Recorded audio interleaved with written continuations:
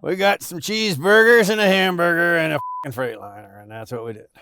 So the 90-day challenge is over. We gave you your numbers. What did we do? Well, I had to make a choice. Some of you already know what I did. I bought a truck. I had a couple of trucks to choose from. I had to make a decision. What was my choice? Stay tuned, we're gonna let you know. So, I was unemployed. I'm jobless. I have no job. Not happy being unemployed. You know, I had no challenge to do. I had no truck to drive, had to make a decision. As I said, several options were presented to me. I could, go buy a brand new truck and go down that road. I could look around for an older truck, maybe walk down the road of the pre-emission truck again. So we kind of looked at that a little bit, but having just come out of that deal, it was not where I wanted to go. I could find something sort of in the middle, and for my comfort and for the amount of money that I wanted to spend and for the deal that I was looking for, the choice I made, believe it or not, was for a Freightliner. I took sort of like the same truck we did the 90-day challenge in. I took a 2020 Cascadia, and that's what I bought. Financed it, lock, stock, and barrel. The deal's done. I'm in the truck. I own it. Why did I take the Freightliner? Could I have afforded, say, a T680? Yeah. Could I have afforded one of the new Pete's? Yeah. Could I have gone, spent more money and really done it up? And the thought was, that's what I wanted to do. This is going to be the last truck. And I've said this before, but this is the last truck. I've got a 3-year commitment on this truck. And when I'm done with this truck, whether I'm leaving the industry or not, that's yet to be determined, but I will not be driving in 3 years. So 3-year commitment.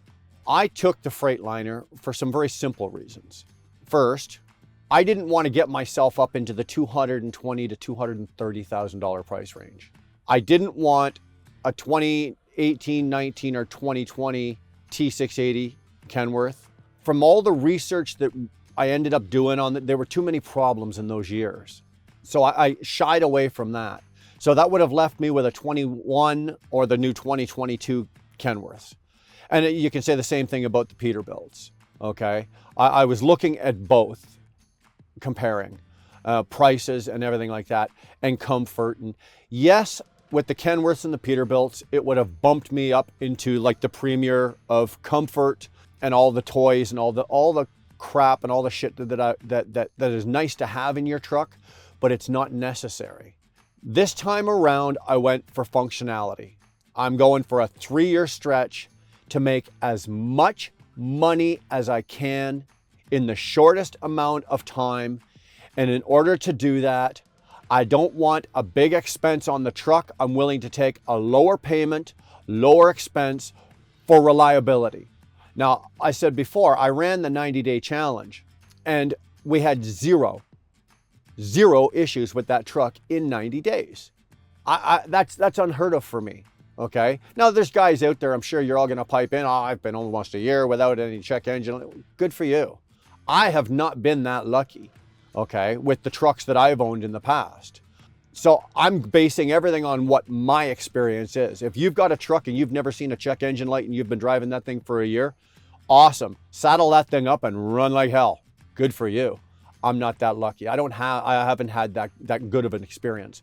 So I opted for what I think was the reliable choice. I've got the Detroit. I've got pretty much the same setup as I had in Ronan's truck. I've got the DD15 Detroit. I am at 465 horsepower. I've got a 12-speed automatic transmission, automated transmission with overdrive. My truck has 308 rear ends, 3.08 rear ends. It's where I want to be for what I do. I'm on the flatbed division. I will be shortly converting over to vans. I won't be staying on flatbed much longer. And that's a personal choice, and I've got my own reasons for doing that, but I'm not going to be doing that much longer. But it doesn't matter. The truck is geared and set up for what I want, for what I'm going to do. And for the next 3 years, I'm hoping with just regular maintenance, regular wear and tear, basically the price we're going to pay for doing business is what I call it, right? So you've got your tires, your oil changes, your regular maintenance. You're going to have a sensor here and there. You're going to have a little issue, this and that, but that's the price we pay for doing business. It's a truck. Nothing is perfect. So counting on or putting my eggs in that basket, that's what I'm counting on. And for the next 3 years, I'm going to run the truck, bank as much as I can, and hopefully, I don't know who that is, hopefully slide on out gracefully. That's going to be the trick, okay? So I bought a Freightliner. I could have gone high end and got all the creature comforts. I don't need creature comforts. What I need is a truck that's going to do what I want for what I'm doing to make me money for 3 years, period.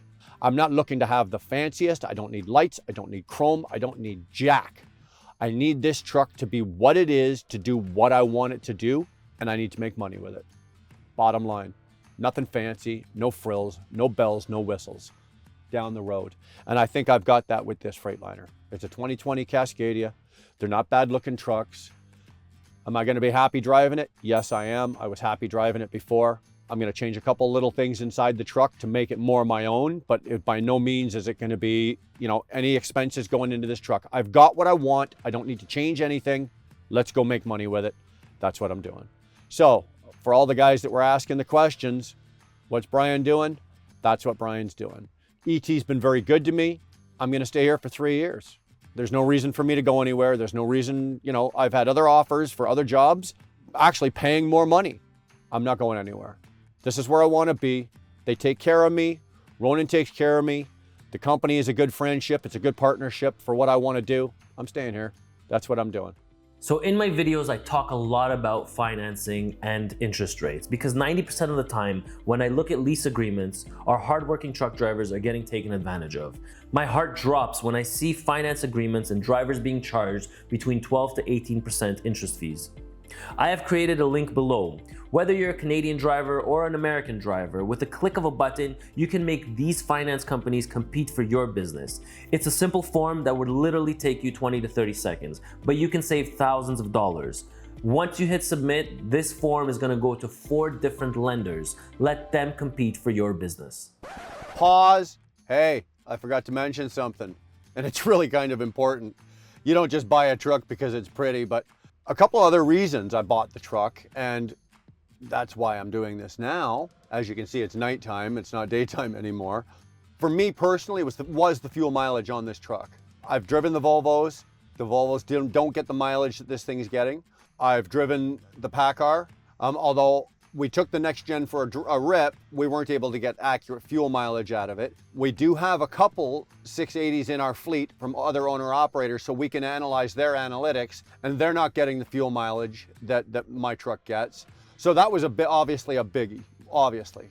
Fuel mileage, with the price of fuel going up, and it's gonna keep going up if you've been tracking it and following what's going on, you need something that's gonna get you better now than 8 miles per gallon. 7 miles per gallon doesn't cut it anymore. You need something that's 7.5 to 8, or if you can get 8 plus is where you need to be with the price of fuel. The other thing that I was thinking about was the great thing about Cascadias, more importantly with the Detroit engine, is my accessibility to parts. I can get this thing fixed almost anywhere. If it's a Freightliner issue, yes, it's got to probably go to a Freightliner, but I can stand on the roof of this truck and throw a rock in any direction and hit a Freightliner dealership. As per se Volvo, or, well, there's Kenworth and Peterbilt dealerships plenty as well, but Freightliner, as far as I know, still has the most dealerships, and they're most accessible in the North America market. And parts. Freightliner seems to be, and Detroit seem to be, yes, they're suffering with a parts shortage, but they're not as bad as, say, Volvo and PACCAR are. PACCAR are. Did I say that right? PACCAR are. It would sound kind of stupid if I said PACCAR is, but they're not suffering like PACCAR is, and Volvo. So those were some major reasons why I chose the Freightliner. I did have an offer to get a 680. The price was okay. I could have afforded it. I chose not to. I don't need to be driving around in a Cadillac to do my job. I need something that's functional, that's going to do the job, that I'm going to be comfortable in, but is affordable, and it's going to get me the fuel mileage that I want. And after I ran all the numbers and did all the crunching and everything that I did to go through to buy a truck, I just decided to stick with the Freightliner. There you go, folks. Hope I answered your questions. If you got any more questions, I don't know what you could really want to know, but if you got any more questions, throw them in the comments section. Ask away. Ask as many as you want. I'll answer your questions and I'll get back to you. Give us this, make sure you hit that subscription button. Obviously, one of you guys is texting the hell out of me right now. You guys want to know. Somebody's asking me because I'm shooting the video, so you guys want to know what I'm doing. So it's got 22.5 rubber. When I bought the truck, I was able to negotiate. I got all new rubber put on it. The DPF filter went in to be changed. Like, this was all part of the negotiation when I bought the truck. Everything that I wanted, they were actually willing to oblige me. So I got all new rubber, all new Michelins on the truck. It didn't need new steers, but it got all new rubber on the back. The DPF filter went in. There was a couple other little things that I negotiated with the price of the truck. But to answer your question on that one there, 22.5s. It's got 22.5 Michelin, the Energy D, X-Line D tires on the back. So there you go. No more questions, please. I want to go home. All right. Talk to you later.